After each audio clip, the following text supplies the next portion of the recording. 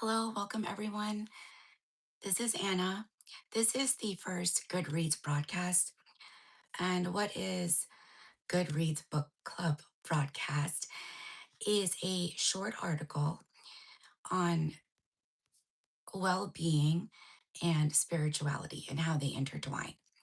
Tonight's topic is going to be about shyness and the mental prison we keep ourselves in for being overly shy. The article it has 8 parts and it's going to take me approximately 2 to 3 minutes to read through each of the 8 parts. So, about roughly a half hour to read through the article, and then we'll have a discussion with any members who are on the broadcast. So, I welcome everyone. Tonight's Saturday night broadcast is a reading from the Goodreads Book Club. The article is from Tiny Buddha. I pasted it in, I believe it's in the post. And the article is The Invisible Prison Shyness Builds and what helped me walk free. Not me personally, but the article. So tonight is no psychic readings. So we're going to get started with the reading. And then for any members who are here, I say hello, good evening, good morning, and good afternoon, depending on where you are in the world. So I thank you all who are watching. I thank you all for sitting back and listening in. Now, the comments are active, so I will not be able to respond to comments until I'm done with each section. So the first section is life shrinks or expands in proportion to one's courage. This article is written by Tony Collins, and once again, it is on tinybuddha.com. It is titled The Invisible Prison Shyness Builds and What Helped Me Walk Free. When I think back on my life, shyness feels like an inner prison I carried with me for years. Not a prison with bars and guards, but a quieter kind, made of hesitation, fear, and silence. It kept me standing still while life moved forward around me. One memory stays with me. My eighth grade dance. The gym was alive with music, kids moving awkwardly but freely on the floor, laughing, bumping into one another, and having fun. And there was I in the corner, figuratively stomping on paper cups. That's how I remember it, like I was crushing cardboard instead of stepping into life. I can even smile at the image now, but at the time, it wasn't funny. I noticed another girl across the room also standing alone. She was beautiful. Maybe she was waiting for someone to walk over. But in my mind, she was out of reach. My shyness locked me in place and I never moved. It wasn't a dramatic heartbreak, just another reminder of how moments slipped by. Part two, the pattern of missed chances. That night was only one of many. Over the years, I missed far more opportunities than I embraced. The conversations I didn't start, the invitations I quietly avoided, the women I admired from a distance but never approached. Shyness never really served me. I hated it, but it was powerful. I carried it through my adult years, and though I fought hard to loosen its grip, it shaped how I lived and related. Over time, I changed. I'd call myself reserved now rather than painfully shy, but the shadow is still there. For those joining, this is Goodreads Book Club, The Invisible Prison of Shyness. I am on part three. The article is short, should take me about 2 to 3 minutes to read through each part. There's a total of 8 parts. We're currently on part three, Shyness as a Prison. Shyness isn't just being quiet. As a whole system of fear and self consciousness, fear in the body, doubt in the mind, and inaction in the world. It feels like safety, but it's really confinement. It builds walls between you and the very connections you long for. And this is very reminiscent to those who come in and share their experiences about being too shy to ask out a special person, being too shy to ask a question that perhaps everyone in the room needs an answer to. Continuing on with the article, I've come to see shyness as a kind of social yip.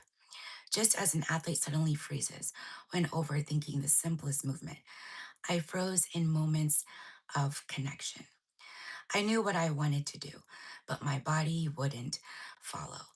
And like these yips, the more I thought about it, the worse it became. Buddhism later helped me see that way through wasn't forcing myself harder, but loosening my grip, letting go of self judgment and stepping into presence.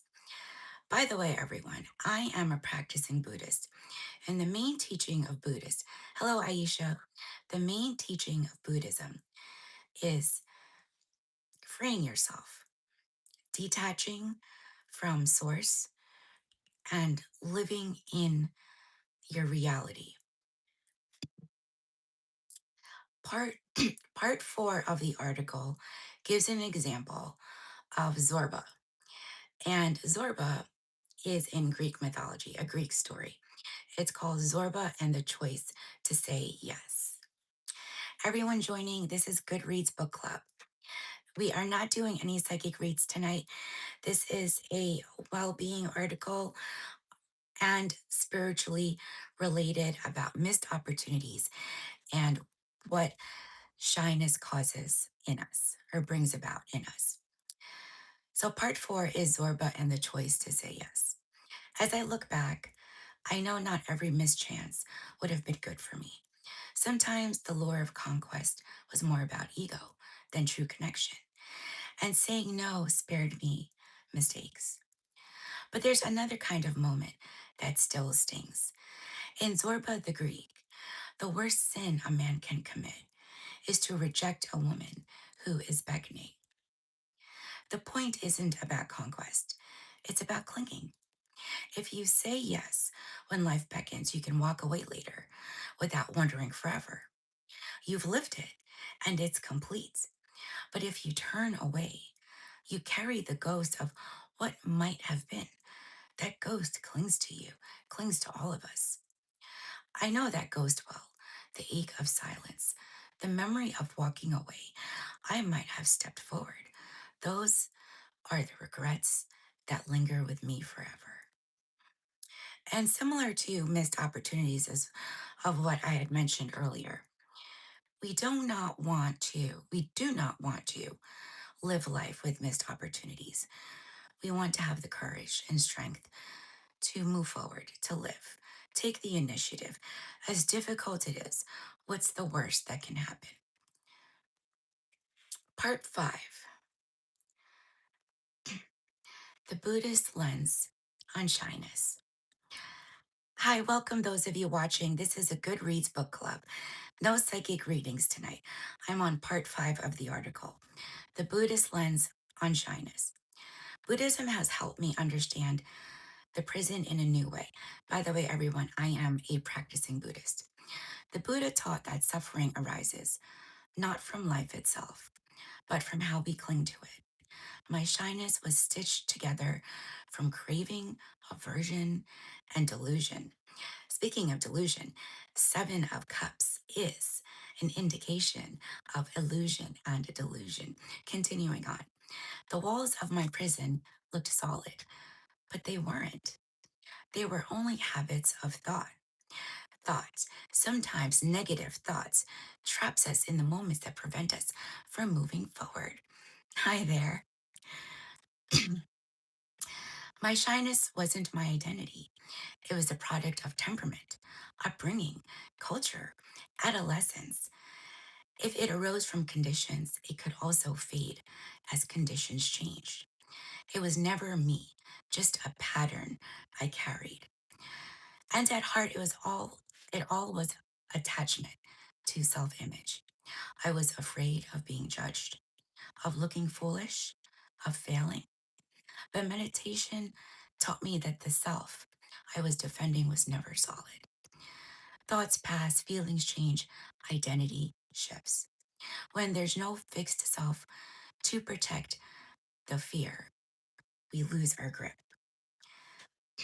Now, this part's very important to our own self when we look at ourselves. How tightly are we gripping onto situations, holding onto situations that we feel will change, may change, if the circumstances change, if if the people change, if the environment changes. Sometimes holding on to the what ifs also brings us into our own mental prison. Continuing on to part 6, regret without clinging. The memories of shyness still emerge from time to time. They're not paralyzing anymore. I'm assuming by this time the author is an adult. I don't live locked in that cell, but when they arise, they sting. Of course, memories of pain, hurt, and trauma will always sting. They make me feel foolish like a prisoner might feel when looking back on wasted years. Are those years wasted though? It is how we reflect and digest those years. What I try to do now is not cling to them. I can see them for what they are, moderately unresolved regrets.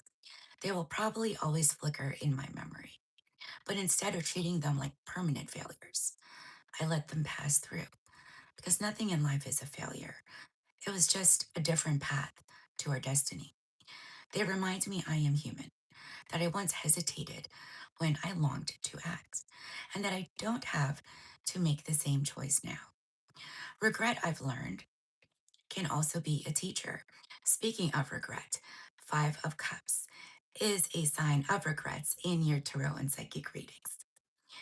It shows me what I value most: presence, intimacy, connections. Hey, Julie, it reminds me not to keep living behind walls of hesitation.